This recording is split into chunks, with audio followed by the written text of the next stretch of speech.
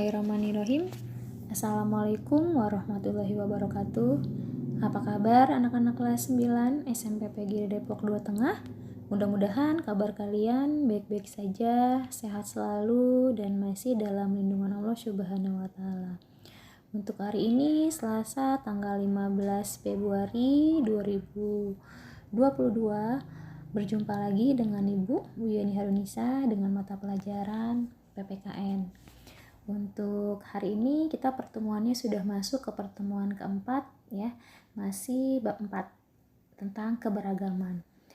Dan di pertemuan 4 ini kita sudah memasuki materi tentang akibat yang ditimbulkan oleh terjadinya konflik. Tetapi sebelum ke materi berikutnya, sebelum ke selanjutnya, kita laksanakan terlebih dahulu, yaitu adalah adab berdoa. Berdoa sesuai dengan agama dan kepercayaan kalian masing-masing. Mudah-mudahan diawali dengan doa pada hari ini kita bisa diberikan kemudahan, diberikan kelancaran, dan selalu diberikan kesehatan oleh Allah Subhanahu wa Ta'ala. Amin, amin ya Rabbal alamin. Berdoa mulai.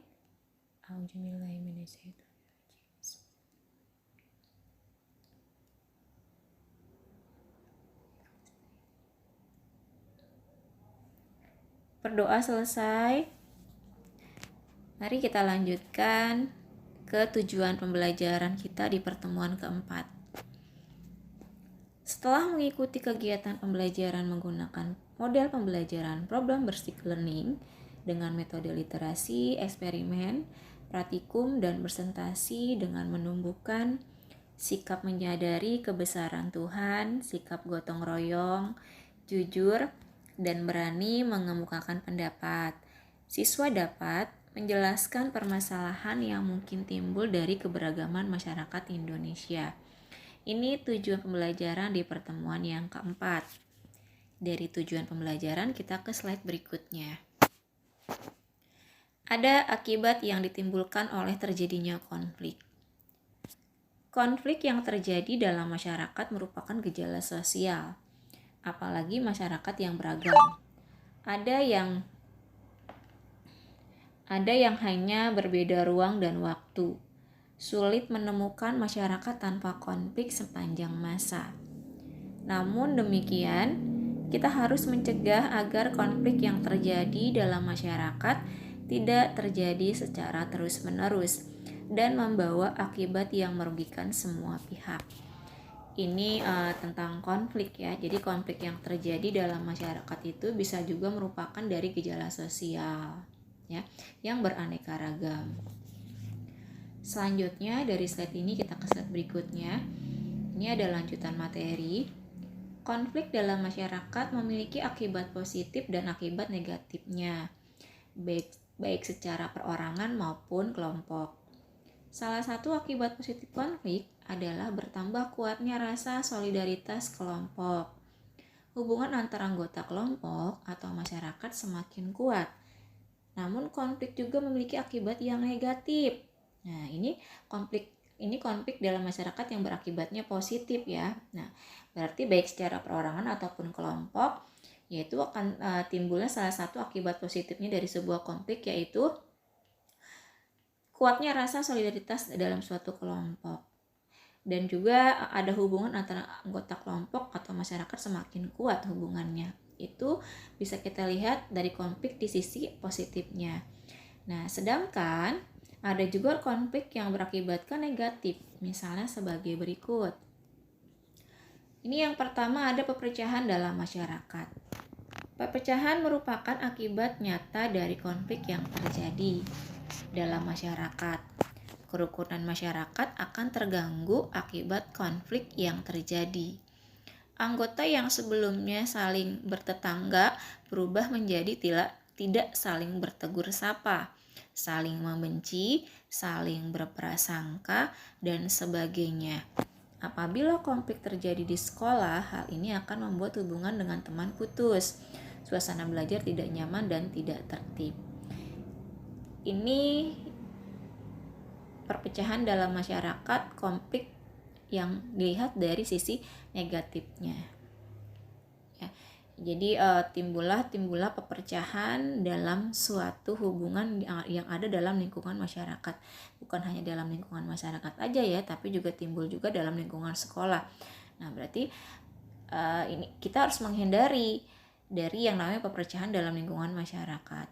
Nah, ini di samping ini ada sebuah gambar. Ini timbullah sebuah gambar punya rasa persatuan dalam gotong royong ya.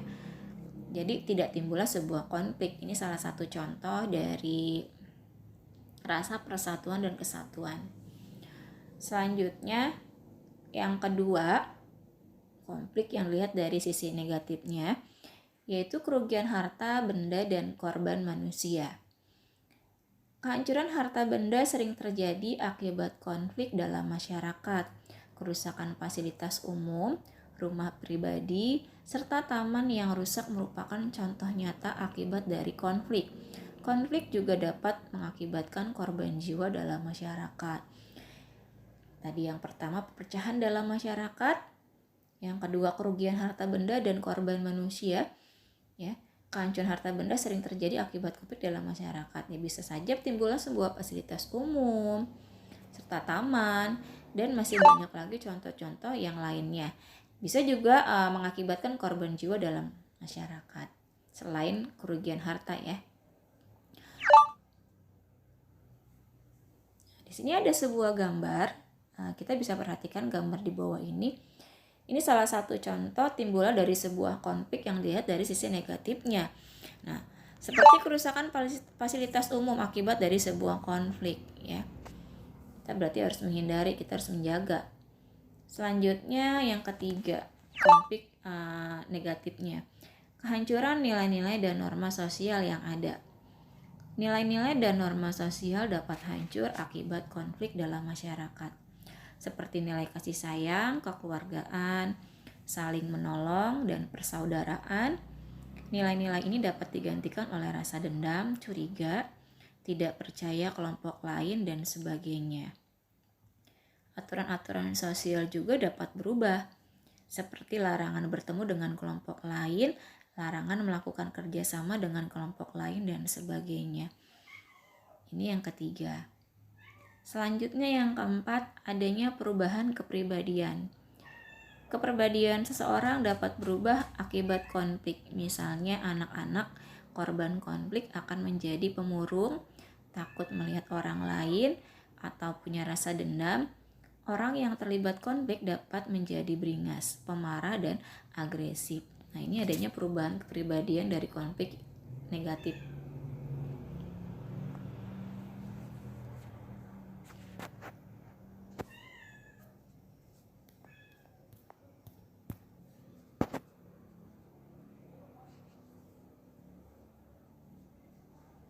Ya, itu saja untuk materi kita hari ini. Jadi ada tentang konflik ya, yang dilihat dari konflik antar masyarakat yang disebabkan dari keanekaragaman suku tersebut.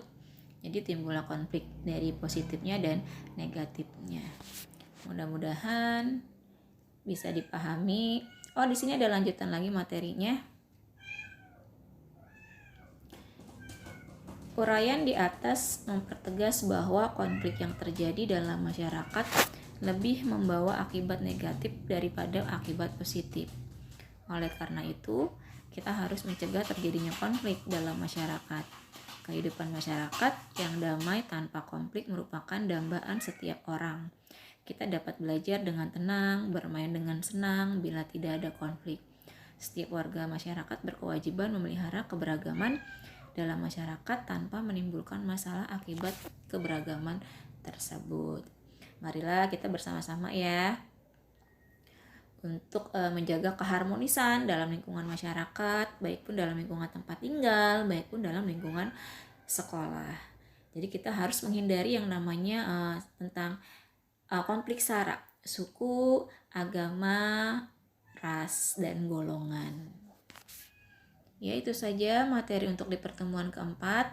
Mudah-mudahan bisa dipahami oleh kalian semuanya. Ibu akhiri, Ibu ucapkan terima kasih. Assalamualaikum warahmatullahi wabarakatuh.